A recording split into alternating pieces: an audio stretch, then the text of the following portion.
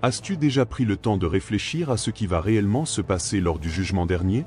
Pas ce que les films racontent ou ce que les gens disent ici et là, mais ce que la Bible révèle en vérité. La plupart vivent comme si ce jour n'arriverait jamais. D'autres pensent qu'il suffit d'être une bonne personne pour y échapper. Mais si je te disais qu'il existe des vérités bouleversantes sur le jugement de Dieu que presque personne ne mentionne? On parle ici de ton destin éternel, de ce qui va déterminer si tu connaîtras le ciel ou l'enfer. Impossible d'y échapper, de faire semblant ou de rejeter la faute sur quelqu'un d'autre. Et le pire? Beaucoup seront pris par surprise, pensant que tout allait bien, alors que leur nom ne figurait pas dans le livre de vie. Oui, c'est bien écrit dans l'Apocalypse. Mais ne t'inquiète pas. Le but ici n'est pas de te faire peur mais de te préparer. Dans cette vidéo, tu vas découvrir ce qui va vraiment se passer à la fin des temps, comment se déroulera ce jugement, ce que la Bible en dit clairement, et surtout, ce que tu peux faire dès aujourd'hui pour ne pas être pris au dépourvu. Nous allons parler de péché, de repentir, de Jésus-Christ, du rôle de la justice divine, et de pourquoi ce sujet ne peut plus être ignoré. Croise-moi après ces révélations, tu ne verras plus ta vie de la même manière. Parce que l'ultime alerte prophétique a déjà retenti et tu dois choisir de quel côté tu seras quand la porte se refermera. Beaucoup de gens imaginent le jugement dernier comme une file unique, une sorte de tribunal céleste où tout le monde passerait par le même processus. Mais la vérité biblique est bien plus profonde et pour beaucoup, même choquante. La parole nous montre qu'il y aura différents types de jugements. Par exemple, le tribunal de Christ, réservé aux sauvés, et le jugement du grand trône blanc, destiné à ceux qui ont rejeté le salut. Autrement dit, il n'y a pas qu'une seule salle d'audience pour tous. Cela brise une idée reçue selon laquelle tout le monde sera jugé ensemble, de manière générale. Dieu est trop juste pour cela. Sa justice prend en compte ceux qui ont accepté la grâce de Jésus-Christ et ceux qui ont choisi de l'ignorer. Au tribunal de Christ, le jugement ne vise pas la condamnation, mais la récompense. En revanche, au trône blanc, c'est une décision éternelle. Ceux dont le nom ne figure pas dans le livre de vie seront séparés à jamais de la présence de Dieu.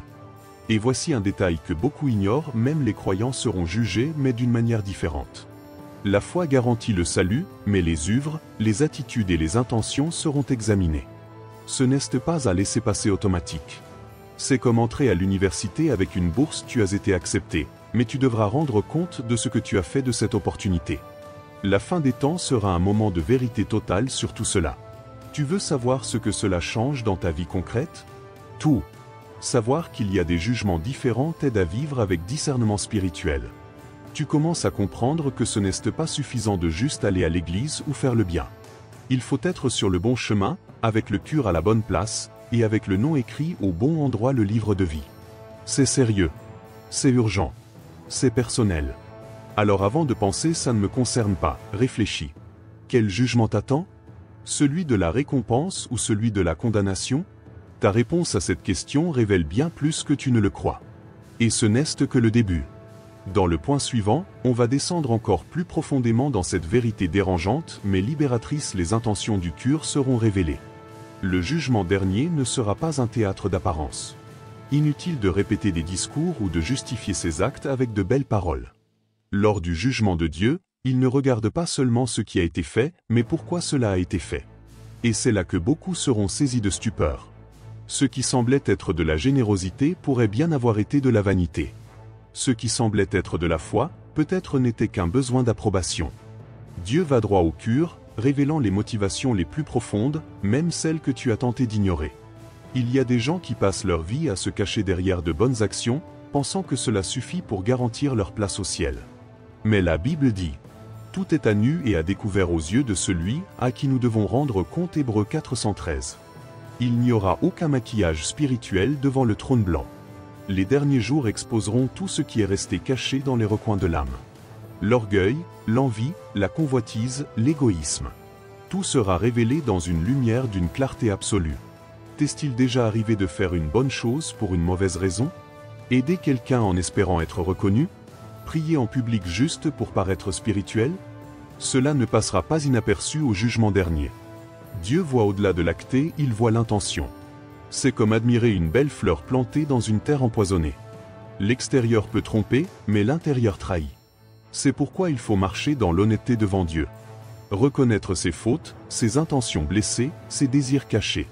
et demander à l'Esprit Saint de nous aider à aligner notre cœur avec la volonté du Père. C'est une prière puissante. Seigneur, montre-moi ce que moi-même je ne vois pas. C'est aussi une manière de vivre un véritable repentir, qui ne purifie pas seulement les actions, mais aussi les motivations qui les inspirent. Et tu sais, tout cela n'est pas pour te faire peur, c'est pour te libérer. Car lorsque tu comprends que Dieu ne veut pas seulement tes œuvres, mais ton cœur, tout change. Le poids de la performance tombe et la grâce entre en scène. Mais attends.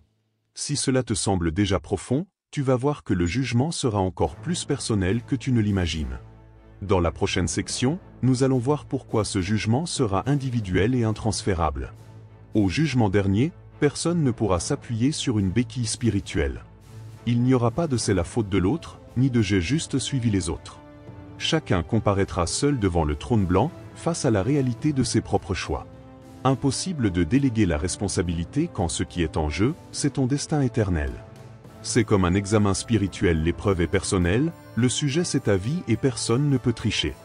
La Bible déclare: chacun de nous rendra compte à Dieu pour lui-même. Romains 1412.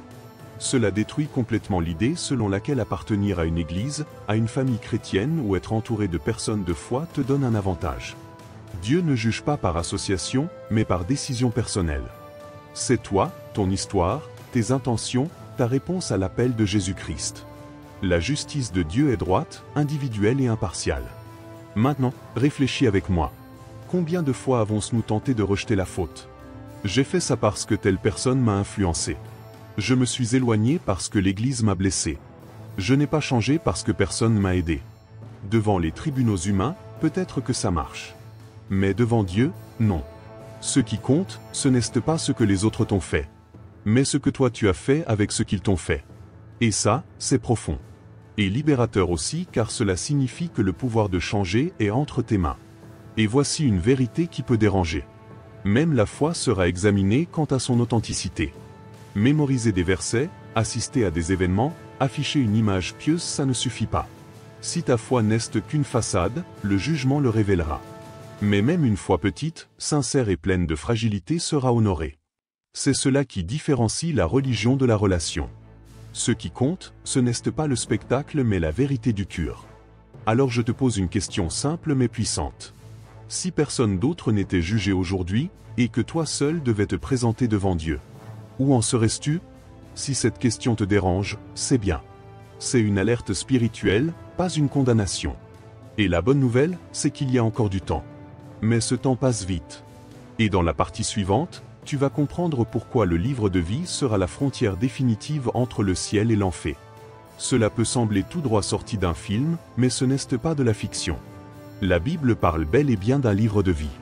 Et ce livre n'est pas symbolique, il est réel, céleste, et sera consulté au moment du jugement dernier. Selon Apocalypse chapitre 20, ceux dont le nom ne figure pas dans ce livre seront jetés dans les temps de feu. C'est fort, oui. Mais c'est justement pour cela qu'on doit en parler clairement. Car ce livre est la ligne de séparation entre le salut et la condamnation éternelle.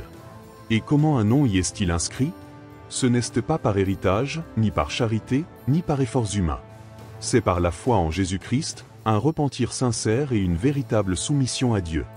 Le nom inscrit dans le livre de vie est une marque spirituelle, un sceau divin disant « Celui-ci est à moi ». Et non, on ne peut ni le falsifier, ni le négocier, ni l'acheter. C'est une question d'alliance éternelle entre le Créateur et sa créature. Beaucoup vivent comme si ce livre était optionnel ou comme s'il suffisait d'être quelqu'un de bien. Mais la Bible est formelle. Les bonnes œuvres ne sauvent pas. Ce qui sauve, c'est la grâce de Dieu, reçue par la foi. Les bonnes œuvres sont une conséquence, pas un billet d'entrée. Imagine quelqu'un qui essaie d'embarquer pour un vol international avec un ticket de caisse au lieu d'un passeport. C'est absurde, n'est-ce pas? Eh bien, spirituellement, c'est ce que beaucoup font. Et maintenant, la grande question. Comment savoir si ton nom y est inscrit? La réponse est dans ta relation avec Dieu. Est-ce que tu vis pour lui? Ou est-ce que tu ne te souviens de lui que quand tu as besoin de quelque chose? L'aimes-tu pour ce qu'il est ou seulement pour ce qu'il peut te donner? La vie avec Dieu se manifeste par des actes concrets. Prière, lecture de la Bible, transformation des attitudes, recherche de sainteté. Pas la perfection mais la transformation réelle. Et voici une bonne nouvelle. Tant que le jour de la fin des temps n'est pas encore arrivé. il est encore temps de changer de route. L'alerte prophétique a déjà été donnée. Le trône blanc est prêt. Mais le livre est encore en train d'être écrit. Et si tu trouves que tout cela est sérieux, prépare-toi. Dans la suite, nous allons parler de ceux qui sont sauvés, mais dont les œuvres seront tout de même testées par le feu. C'est intense. Et nécessaire. Beaucoup pensent que, puisqu'ils sont sauvés, ils sont à l'abri de tout jugement.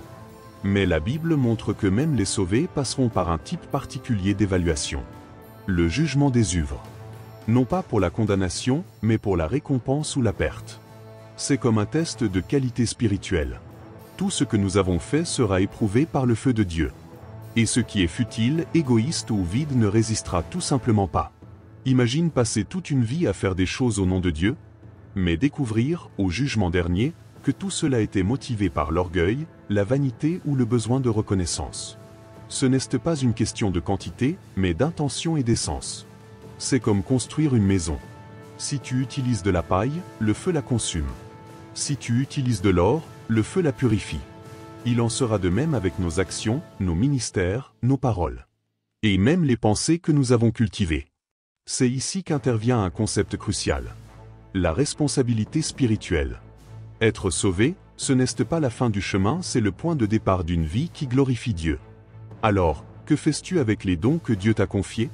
Comment utilises-tu ton temps, ton influence, tes ressources? Le ciel ne se mérite pas. Mais les récompenses éternelles, elles, oui. C'est ce que nous lisons dans 1 Corinthiens 31 315. Tu devrais vraiment aller lire ce passage. Mais attention, tout cela n'est pas pour te paniquer. C'est pour te réveiller.